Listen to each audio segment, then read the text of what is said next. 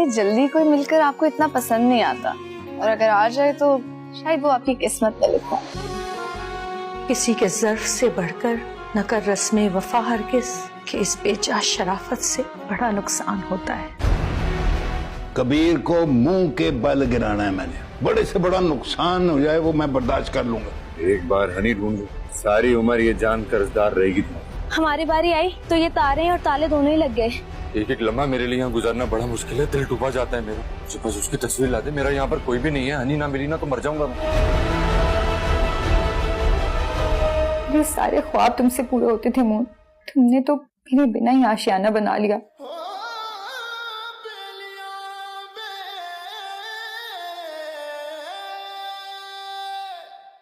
देखिए हनी मून पीर और मंगल रात 7 बजे। क्योंकि